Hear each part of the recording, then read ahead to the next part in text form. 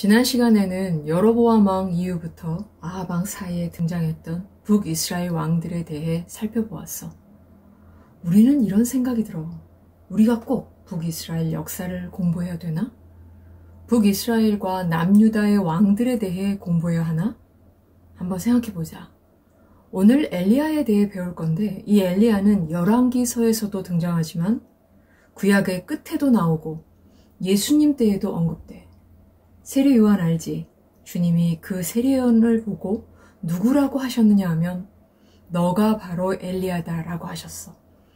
이렇게 여러 번 성경에 등장하는 엘리야에 대해 바로 알기 위해서는 엘리야 당시의 역사적 상황을 알아야 하고, 이를 알기 위해서는 아합 왕을 알아야 하고, 아합 왕을 알기 위해서는 아합까지의 북이스라엘 왕들에 대해 알아야 해.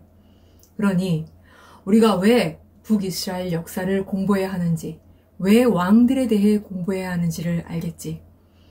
이번 시간에 예수님 때에 언급되었던 엘리야, 구약의 끝에 등장하는 엘리야, 우리가 많이 들어온 갈멜산에서 기적을 베푸실 때 등장했던 그 엘리야 선지자가 어떤 역사적 상황에서 등장하게 되는지를 공부할 거야. 그리고 하나님께서는 왜 엘리야 선지자를 보내셨는지에 대해서도 공부해 보도록 할 거야.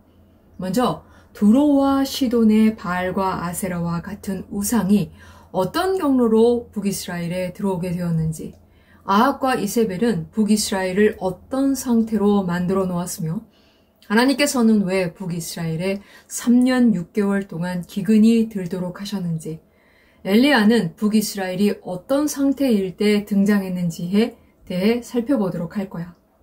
북이스라엘 여로보암 왕 이후 제2대 나다박, 제3대 바하사 왕, 4대 엘라 왕, 5대 시므리 왕, 그리고 6대 오므리 왕을 거쳐 북이스라엘의 제7대 왕은 아합이야. 열왕기상 16장 29절에 유다의 아사 왕 제38년에 오므리의 아들 아합이 이스라엘의 왕이 되니라. 오므리의 아들 아합이 사마리아에서 22년 동안 이스라엘을 다스리니라 라고, 아사왕 38년에 오므리의 아들 아합이 북이스라엘의 왕이 되어 BC 875년부터 854년까지 22년을 통치했어. 열왕기상 16장 30절에 오므리의 아들 아합이 그의 이전의 모든 사람보다 여호와 보시기에 악을 더욱 행하여 라고, 열왕기사가는 아합을 그 어떤 왕들보다도, 즉 여로보암보다도 더욱 악한 왕으로 평가했어. 그 이유는 열왕기상 16장 31절에 느밧의 아들 여로보암의 죄를 떼하라 행하는 것을 오히려 가볍게 여기며 시돈 사람의 왕 옙바알의 딸 이세벨을 아내로 삼고 가서 바알을 섬겨 예배하고 라고, 바알을 섬기는 이방 여인인 이세벨을 아내로 삼아 북이스라엘 백성들에게 바알과 아세라를 섬기도록 했기 때문이었어.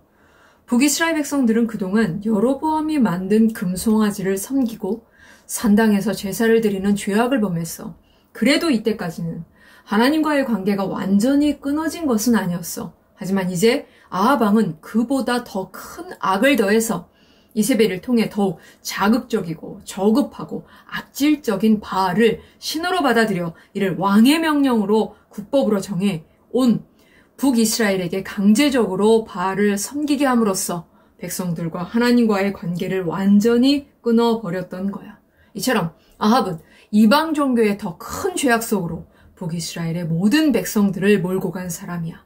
결국 열왕기상 21장 25절부터 26절에 보면은 예로부터 아합과 같이 그 자신을 팔아 여호와 앞에서 악을 행한 자가 없음은 그를 그의 아내 이세벨이 충동하였음이라. 그가 여호와께서 이스라엘 자손 앞에서 쫓아내신 아모리 사람의 모든 행함같이 우상에게 복종하여 심히 가증하게 행하였더라 라고, 아합은 이세벨이라는 아내의 부추김과 나쁜 악한 영향을 받았고, 더불어 그의 마음속에 있었던 죄악의 씨가 합하여져서 북이스라엘 전체를 더 깊은 죄의 수렁으로 몰아넣었던 거야. 이스라엘 12지파 중 아셀지파 북쪽 경계가 맞닿아 있는 두로와 그로부터 40km 정도 북쪽에 위치한 시돈의 왕인 옙바알 왕은 이세벨을 섬기는 남자 제사장이었어. 아합의 아버지인 오므리 왕은 외교 정책으로 두로와 시돈의 왕 옙바알의 딸인 이세벨과 자신의 아들 아합을 정략 결혼시켰어. 결혼을 계기로 이세벨이 북이스라엘의 왕비로 들어오게 된 거야. 이 이세벨은 독실한 바알과 아세라의 숭배자였기 때문에 열왕기상 16장 31절에 시돈 사람의 왕 옙바알의 딸 이세벨을 아내로 삼고 가서 바알을 섬겨 예배하고 라고 북이스라엘의 왕궁에 들어와 왕인 남편 아합을 조종해서 독실한 바알 숭배자로 만들었어. 나아가 열왕기상 16장 32절부터 33절에 사마리아에 건축한 바알의 신전 안에 바알을 위하여 제단을 쌓으며 또 아세라상을 만들었으니 그는 그 이전에 이스라엘의 모든 왕보다 심히 이스라엘 하나님 여호와를 노하시게 하였더라 라고 남편 아합을 부추겨서 바알과 아세라를 북이스라엘의 공식적인 국가 종교로 만들어 백성들이 음란하고 부패한 바알을 자신들의 신으로 숭배하게 만든 여인이야. 뿐만 아니라 열왕기상 18장 4절에 보면은 이세벨이 여호와의 선지자들을 멸할 때에 오베데가 선지자 100명을 가지고 50명씩 굴에 숨기고 떡과 물을 먹였더라 라고 이세벨은 하나님과 북이스라엘 백성들을 완전히 단절시키고자 여호와의 선지자들을 박해하고 죽이려고 찾아다녔던 사악한 여인이었어.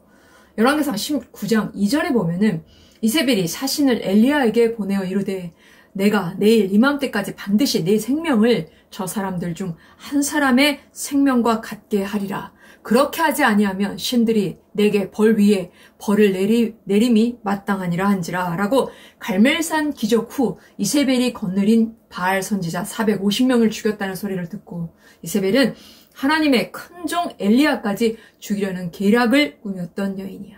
계시록 2장 20절을 보면은 그러나 내게 책망할 일이 있노라. 자칭 선지자라 하는 여자 이세벨을 내가 용납함이니 그가 내 종들을 가르쳐 깨어 행음하게 하고 우상의 제물을 먹게 하는도다 라고 요한계시록 2장에서 이세벨이라는 이름이 나와.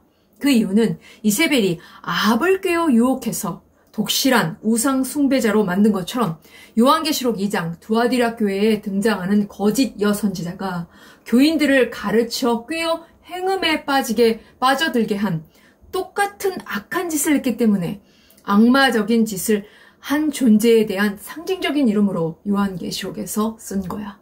이런 여인이 북이스라엘 왕비로 있었던 거야.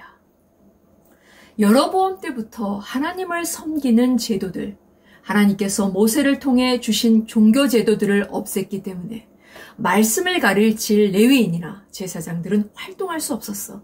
이에 백성들에게 하나님의 말씀을 가르칠 수 없었던 거야. 더욱이 열왕기상 18장 13절에 보면은 이세벨이 여호와의 선지자들을 죽일 때에 내가 여호와의 선지자 중에 100명을 50명씩 굴에 숨기고 떡과 물로 먹인 일이 내 주에게 들리지 아니하였나이까 라는 말씀처럼 이세벨이 하나님의 선지자들을 박해하며 죽이려고 했기 때문에 선지자들은 이세벨을 피해 도망다니며 숨어 살 수밖에 없었고 그 결과 아합 시대에는 더욱 북이스라엘 백성들 속에 하나님의 말씀이 사라지게 되었어. 아합 당시 북이스라엘은 하나님의 말씀도 없었고 하나님이 누구신지를 모르는 상태가 되어버렸어. 이에 열왕기상 18장 21절에 엘리야가 모든 백성에게 가까이 나아가 이르되 너희가 어느 때까지 둘 사이에서 머뭇머뭇하려느냐.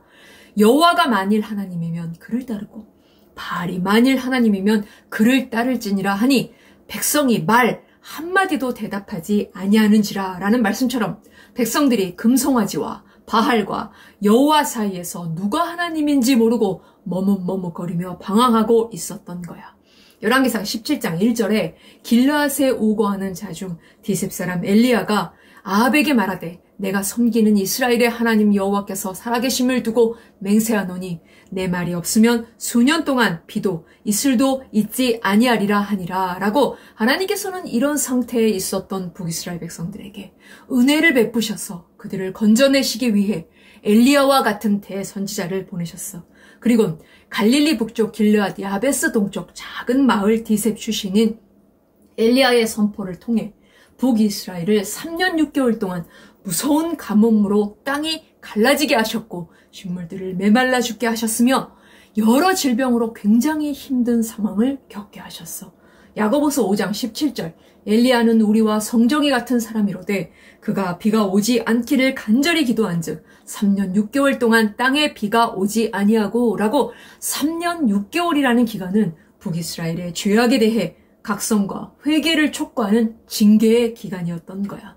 하나님께서는 흑암 속에 갇혀 있었던 북이스라엘에게 하나님의 크신 진노를 보여주시기 위해 하나님과 같은 마음과 같은 생각을 가진 하나님의 뜻을 명확하게 드러낼 수 있는 큰 종 엘리야가 필요하셨어. 엘리야 선지자는 하나님의 뜻, 하나님의 명령을 받아 자연계를 움직이는 큰 기적, 큰 재앙이 일어날 것을 여로보암의 길을 따라 우상을 섬겼던 이스라엘 백성들에게 공식적으로 바알도 섬기게 했던 아합 왕을 향해 신명기서 11장 16절부터 17절 너희는 스스로 삼가하라. 두렵건대 마음에 미혹하여 돌이켜 다른 신들을 섬기며 그것에게 절함으로 여호와께서 너희에게 진노하사 하늘을 닫아 비를 내리지 아니하여 땅이 소산을 내지 않게 하심으로 너희가 여호와께서 주신 아름다운 땅에서 속히 멸망할까 하노라 라는 말씀처럼 하나님의 크신 진노, 무서운 재앙을 선포하면서 등장한 선지자야. 이처럼 엘리야는 북이스라엘 200년 역사상 가장 악했던 시대, 가장 악했던 아합 왕 때에 활동했던 선지자야. 알겠지?